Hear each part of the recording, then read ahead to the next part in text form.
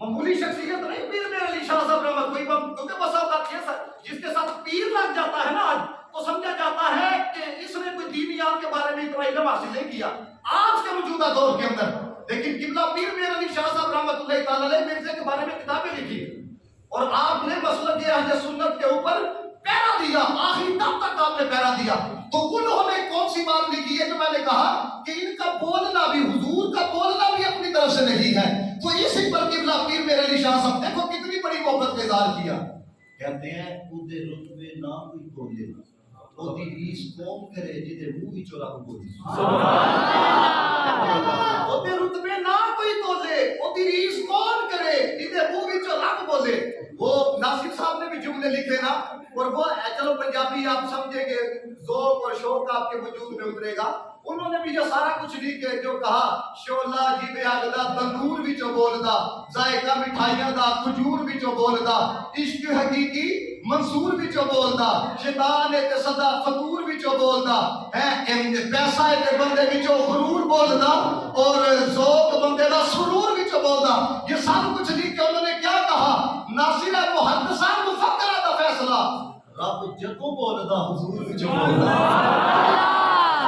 یعنی کہ ان کا بولنا بھی اپنی طرف سے نہیں ہے. ایسا خوب اللہ تعالیٰ نے عطا کیا. اللہ تعالیٰ نے ایسا اپنے محبوب کریم صلی اللہ علیہ وسلم کو نوازا تو فرمایا جو یہ دیتے ہیں وہ لے لو.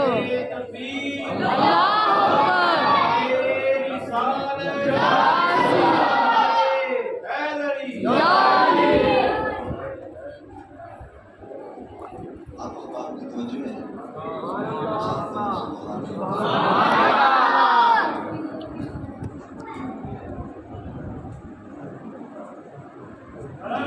درود پڑھو جو میرے ساتھ سارے پڑھتے ہیں اس وقت تک چلو یہ سیٹنگ کرتے ہیں. صلی اللہ کریمنا صلی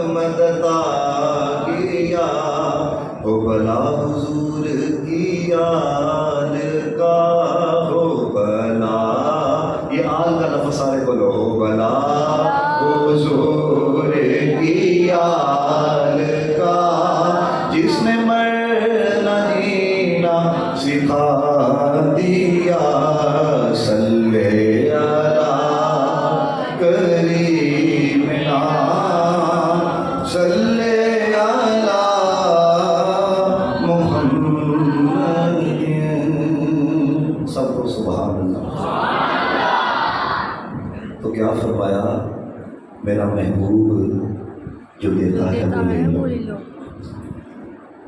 یہ ایک بات ہمیشہ یاد رکھیے گا نبی بے اختیارہ نہیں ہوتا. نبی اللہ تعالیٰ جس کو نبوت عطا کرتا ہے وہ یہ نہیں کیونکہ بسا اوقات کچھ لوگوں کے علم نے ان کو پاگل کر دیا اور وہ یہاں تک لکھ کے اپنی کتابوں میں کہ جن کا نام محمد ہے جن کا نام علی ہے یہ کچھ نہیں کر سکتے.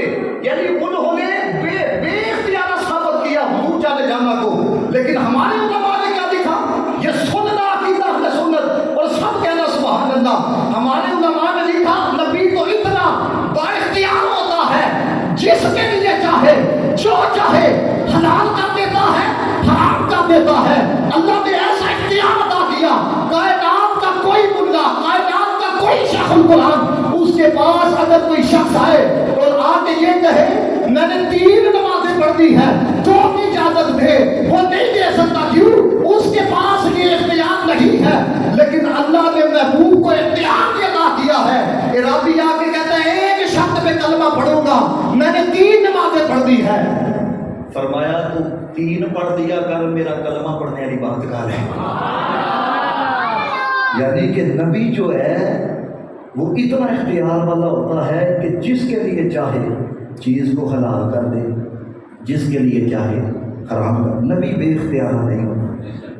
تو دوستان محتشم، جو حضور نے دیا ہے، ہم نے کلمہ رسول اللہ کا پڑھا ہے، اسی کو لینا ہے۔ اب میں آپ کے سامنے ایک درد رکھنے لگوں، بڑی توجہ رکھیے گا۔ آپ نے دیکھا ہوگا، آپ موجودہ دور کے نوجوان ہیں، اکثر FSC کر کے کوئی آئرلینڈ پڑھنے کے لیے جاتا ہے، کوئی UK پڑھنے کے لیے جاتا ہے، کوئی آسٹریلیا پڑھنے کے لیے جاتا ہے، کوئی امریکہ پڑھنے کے لیے جاتا ہے، کوئی کینیڈا پڑھنے کے لیے جاتا ہے۔ کس لیے؟ ڈاکٹر بننے کے لیے، کس لیے؟ انجینئر بننے کے لیے، کس لیے؟ بزنس مین بننے کے لیے۔ یعنی کہ ان کا نصاب، آپ نے بھی یہ معاشرے کے اندر یہ جملہ سنا ہوگا، یار فلاں اسکول کا نصاب جو ہے نا وہ بڑا اچھا ہے، بچہ جو ہے وہ بیکن ہاؤس کے اندر داخل کرواؤ، وہاں پہ برٹش مضمون پڑھائے جاتے ہیں، وہاں کے اوپر ان کا نصاب پڑھایا جاتا ہے، اس لیے وہاں پر بچوں کو داخل کروایا جاتا ہے۔ ایسی بات ہے کہ نہیں؟ لیکن ایک بات ہمیشہ یاد رکھیے گا، دنیا میں جتنے بھی نصاب دنیا داروں نے بنائے ہیں نا، یہ نصاب پڑھ کے ڈاکٹر بن سکتے ہو، یہ نصاب پڑھ کر انجینئر آپ بن سکتے ہو، یہ نصاب پڑھ کر آپ بزنس مین بن سکتے ہو، لیکن دوستان محتشم، دنیا کے سارے نصاب اگر اکٹھے کر لیے جائیں نا، ان کے اندر اتنی قوت و طاقت نہیں کہ یہ کسی بندے کو انسان بنا سکے۔ اسی چیز کی آج معاشرے کے اندر ضرورت ہے۔ دیکھیں نا، آج ہمارے موجودہ دور کے اندر آپ کو نہیں ایک ڈاکٹر ڈوبتا ہوا نظر آتا؟ میں سب کی بات نہیں کرتا، لیکن اکثریت کا یہ حال ہے کہ نہیں؟ آپ اس بزنس مینوں کا آپ حال دیکھتے ہیں، 4000 روپے کا وہ تمبو تھا کنات لگانے والا، یہ سلام ہے 11000 روپے کا ہو گیا کہ نہیں؟ یعنی وہ بھی ایک اعلیٰ یونیورسٹی کے اندر پڑھا ہے، پنجاب کے اندر پڑھا ہوگا، آکسفورڈ یونیورسٹی کے اندر پڑھا ہوگا، لیکن سوچنے کی بات یہ ہے کہ 4 سال 6 سال نصاب پڑھا ہے، ڈاکٹر تو بن گئے، حضرت والا بزنس مین تو بن گئے، لیکن انسان نہیں بنے۔ یہی چیز سمجھنے کی ضرورت ہے۔ اگر ایک ڈاکٹر صحیح معنوں کے اندر انسان نہیں ہے تو یاد رکھنا وہ معاشرے کو برباد کرے گا۔ اگر ایک انجینئر صحیح معنوں کے اندر انسان نہیں ہے، یاد رکھنا وہ قوم کا کباڑہ کرے گا۔ اگر ایک بزنس مین صحیح معنوں کے اندر انسان نہیں ہے، وہ قوم کو لوٹے گا، وہ حرام طریقے سے لوٹے گا، نہ اس کو غریب بچہ نظر آئے گا، نہ سلاب کے اندر بہتا ہوا اس کو صرف پیسہ نظر آئے گا۔ تو دوستان محتشم، یہی چیز ہے آج معاشرے کے اندر دنیا کا مذہب پڑھانے کے لیے کوئی امریکہ میں جاتا ہے، کوئی UK میں جاتا ہے، لیکن ان کا نصاب یاد رکھنا ڈاکٹر تو بناتا ہے، ان کا نصاب انجینئر تو بناتا ہے، ان کا نصاب بزنس مین تو بناتا ہے، لیکن ان کا نصاب انسان نہیں بناتا۔ لیکن مصطفیٰ کریم نے جو نصاب دیا ہے نا، انہوں نے جس کو انسان بنایا ہے نا، ان میں سے ایک انسان کا نام صدیق اکبر ہے۔ یہ بتا رہا ہوں، حضرت صدیق اکبر خلیفہ بلا فصل۔ لیکن مجھے بتائیں، وہ جو بیوی تھی جس کے منہ میں دانت نہیں تھے، رات کو جا کے حضرت ابوبکر صدیق رضی اللہ تعالیٰ عنہ اس کے گھر کی صفائی کیا کرتے تھے کہ نہیں کیا کرتے تھے؟ میرے نبی پاک نے انسان بنایا، اور آج یقین جانیے بڑی معذرت کے ساتھ میں بات کرنے لگا، معاشرے کے اندر لوگ نظر آتے ہیں، انسان نظر نہیں آتے۔ میں ذکر اہل بیت کی طرف آپ کو لے کے آ رہا ہوں، بڑی توجہ رکھیں۔ شاکر نے کہا تھا، خالق روزی اتوں دینا جتوں وہم و گمان نہیں ہوتا، خالق روزی اتوں دینا جتوں وہم و گمان نہیں ہوتا، بندے ہزارہ لکھاں شاکر، ہر بندہ انسان نہیں ہوتا۔ آج انسان بننے کی ضرورت ہے۔ اب حضور نے کیا نصاب دیا؟ یہ 3 چیزیں اگر آپ اپنی زندگی میں شامل کر لیں صحیح معنوں میں آپ انسان بن سکتے ہیں۔ پہلی چیز کیا ہے؟ میرے نبی پاک صلی اللہ علیہ وسلم نے ارشاد فرمایا اپنی اولاد کو 3 چیزیں سکھاؤ۔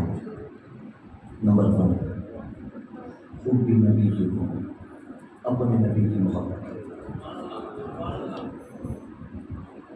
اپنے نبی کا پیار سکھاؤ۔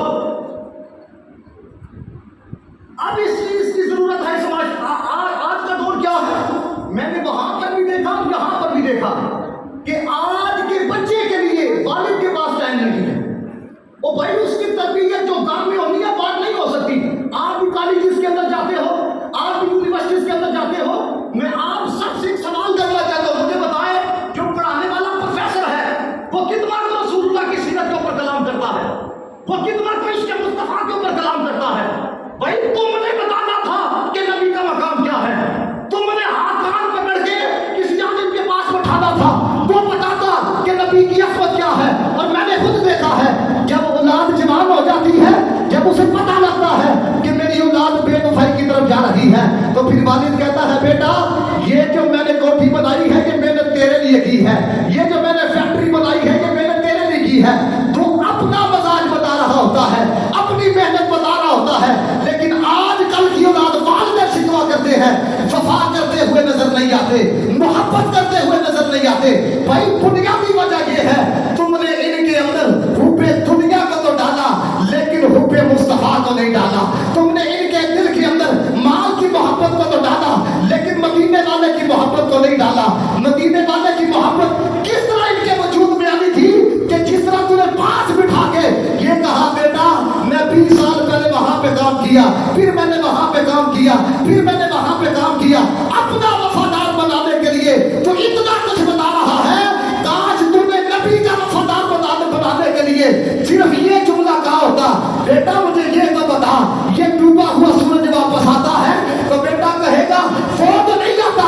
پھر اپنے پتر کو کہے ہم نے جن کا کلمہ پڑھا ہے وہ تو ڈوبا ہوا سورج بھی واپس لے کے آئے ہیں۔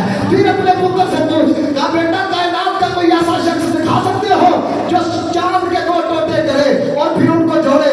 وہ کہے گا بابا ایسا تو کوئی نہیں کر سکتا۔ پھر اپنے پتر کو بتاؤ کہ ہم نے جن کا کلمہ پڑھا ہے وہ 2 ٹکڑے کرنا بھی جانتا ہے، وہ ان 2 ٹکڑوں کو جوڑنا بھی جانتا ہے۔ پھر ان سے کس طرح عشق اترے گا؟ پھر ان سے سوال کرو اور بیٹا یہ تو بتا یہ سکیا کھجوریں یہ بھی کبھی زمین میں اگی ہے؟ وہ کہے گا ایسا تو نہیں ہو سکتا۔ پھر ان سے یہ کہو یہ جو پتھر تمہیں نظر آتے ہیں کیا یہ بھی کلام کرتے ہیں؟ وہ کہے گا پتھر کہاں سے بولتے ہیں؟ پھر اپنی اولاد کو یہ بتاؤ ہم نے جن کا کلمہ پڑھا ہے نا وہ پتھراں نو کلمے پر آ جاندا ہے، سکیاں کھجورا اگا جاندا ہے۔ اس طرح پیار اترے گا ان کے دل کے اندر۔ نبی کا اختیار بتاؤ کہ ہمارا نبی کیا کچھ کر سکتا تھا۔ اگر آپ نہیں بتائیں گے یہ جس طرف ہم لوگ جا رہے ہیں، آپ میرے سے زیادہ اپنی کیفیت کو جانتے ہیں، میرے سے زیادہ آپ سمجھتے ہو کہ معاشرے کے اندر کتنا بگاڑ کر، اگر آپ نہیں بتائیں گے تو یاد رکھنا تباہی اور بربادی ہمارا مقدر بن جائے گی۔ یہ حقیقت بات آپ کو بتا رہا ہوں۔ میں نے یو ایس اے کے اندر 11 سال کی عربی سے پوچھا، 11 سال ہم تو اجمی ہے نا وہ عربی، میں نے اسے کہا کہ آپ کو درود شریف آتا ہے؟ اسے صلی اللہ علیہ وسلم نہیں آتا تھا۔ اندازہ کریں آپ، صلی اللہ علیہ وسلم بھی نہیں آتا تھا۔ مجھے بتائیں کب اتنے بڑے پروگراموں سے اگر فکر نہیں کوئی جاتی حب مصطفیٰ کی تو مجھے بتائیں اتنے بڑے پروگرام کرانے کا کیا فائدہ؟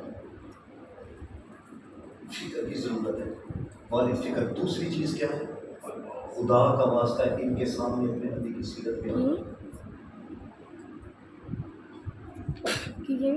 نہیں کرو گے یہی حال ہوگا جو آج کل پاکستان کا ہے۔ پیٹرول پمپ والے کا 10 روپے پہ دال لگتا ہے وہ 10 روپے لگاتا ہے، سیاستدان کا 10 کروڑ پہ لگتا ہے وہ 10 کروڑ پہ لگتا ہے، کیونکہ نبی کی سیرت کو بیان ہی نہ کیا گیا۔ اگر صاحب ہوتا مجھے اپنی ماں سے بتا، آج مدنی چینل کے اوپر انہوں نے بتایا، انہوں نے کہا کہ جو دوائیں ایکسپائر ہو چکی تھی صرف پیسہ کمانے کے لیے وہی صلاح درخان کے لیے دی جا اس سے بڑھ کے بھی کوئی حیوانیت ہو سکتی ہے؟ اب ہمارے نبی کا پیغام کیا تھا یہ ہے، یاد رکھنا۔ لوگ کہتے ہیں نا یو ایس اے کے اندر بڑے انسانی حقوق ہیں، یو کے اندر بڑے انسانی حقوق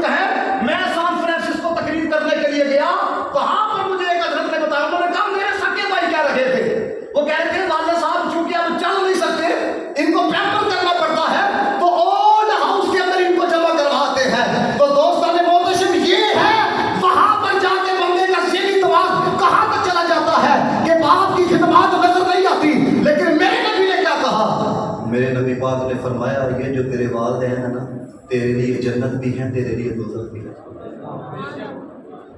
یہ نبی کا فرمان تجھے مجبور کرتا ہے کہ ان کے پیر دبانے. یہ نبی کا فرمان ہے جو تجھے مجبور کرتا ہے ان سے پیار کرنا. یہ آپ کو بتا رہا ہوں کہ ہمیں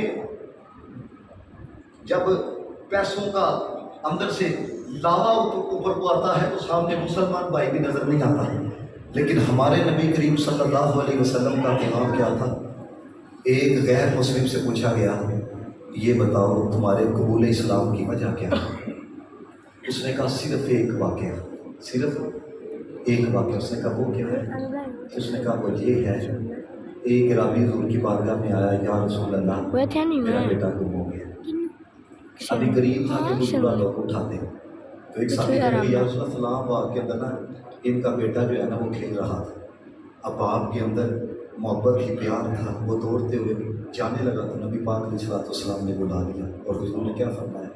میرے نبی پاک نے فرمایا جب جاؤ گے نا تو اس کے نام سے اس کو بلانا, بیٹا کہہ کے نہ بلانا.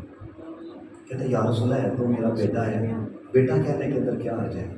میرے نبی پاک نے فرمایا چونکہ بڑی دیر بعد ملاقات ہونے لگی ہے تیرے لہجے کے اندر بڑی مٹھاس ہو گئی ہے اور جب تو بیٹا کہہ کے بلائے گا نا ہو سکتا ہے ان بچوں میں کھیلنے والا کوئی یتیم ہو اس کے دل کے اندر یہ بات آئے کاش میرا باپ بھی ہوتا جو مجھے بیٹا کہہ کے بلاتا. لاؤ کوئی کائنات کی کتاب جو اس قدر انسانی حقوق سکھائے. لاؤ کوئی کائنات کا نصاب جو اس قدر درد دل سکھائے. میرے نبی پاک صلی اللہ علیہ وسلم نے فرمایا غریب کے سامنے اپنے مال کی نمائش نہ کرو. اس کا دل دکھے گا کاش میرے پاس بھی. میرے نبی پاک صلی اللہ علیہ وسلم نے فرمایا پریما عورت کے سامنے اپنی عورت سے پیار نہ کرو. یہ تھی انسانی حقوق. اس سے بڑھ کے انسانی حقوق کا پیغام کائنات میں کون دے سکتا ہے؟ میرے نبی پاک نے فرمایا گھر میں ہنڈیاں پکاؤ نا تو کوشش کرو اس کی خوشبو ساتھ والے ہمسائے کے مکان تک پہنچے. کیوں؟ ہو سکتا ہے اس کے ذہن میں ہے کاش میرے پاس بھی پیسے ہوتے آج میں نے بھی کچھ پکایا ہوتا. کائنات کا کوئی شخص دکھا سکتا ہے اس طرح کا نہیں ہے. تیسری چیز نبی کی محبت اگر اندر اتارنا چاہتے ہیں اپنی اولاد کو درود پڑھنے والے. میں نے یہاں تک پڑھا کہتے ہیں جو درود پڑھتا ہے نا اس کے قلب کا رابطہ حضور کے قلب سے جڑ جاتا ہے.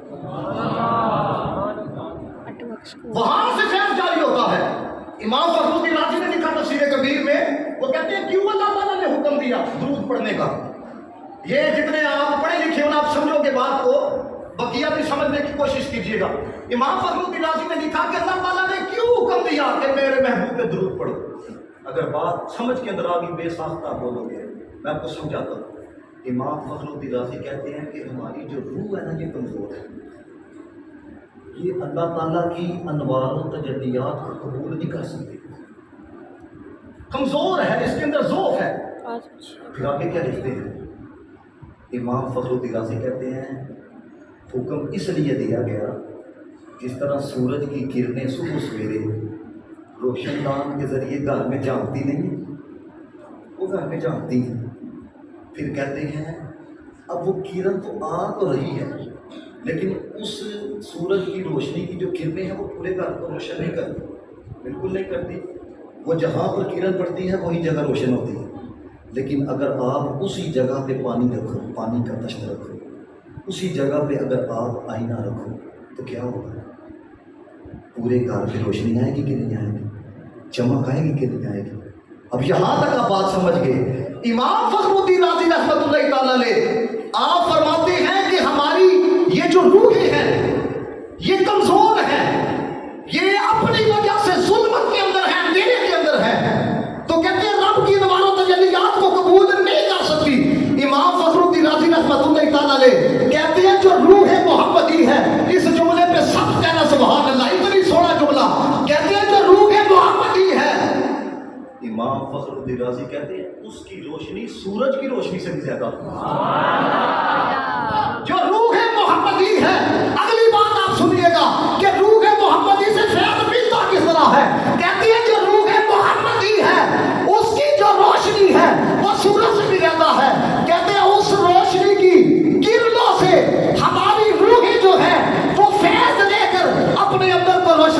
है, अपने बातिन को रोशन करती है, अपने बातिन को चमकाती है। अगली बात सुनना, सब कहना सुभान अल्लाह। इतनी बड़ी बात लिखी, कहती है ये जो रूह रोशन होती है, ये सिर्फ एक ही वजह से मुस्तफीद हो सकती है, एक ही वजह से आपका अंदर रोशन हो सकता है। कहते हैं अगर आप चाहते हो ना कि रूह मोहम्मदी का फैज मिले, तो कहते हैं इसका एक ही तरीका है, तुम अपने आप को दुरूद पढ़ने वाला बना लो। मामूली बात नहीं है, मैं अपने आप को दुरूद पढ़ने वाला बना लो। अब मुझे अपने माँ से ये बात कह के फिर मैं अगले स्टेप की तरफ जाने लगा। आपको अक्सर लोग आजकल डिप्रेशन का शिकार नजर आते हैं, अक्सर लोग हैं, और मैंने खुद ये देखा है कि लोग स्पेशल गोलियां खाते हैं।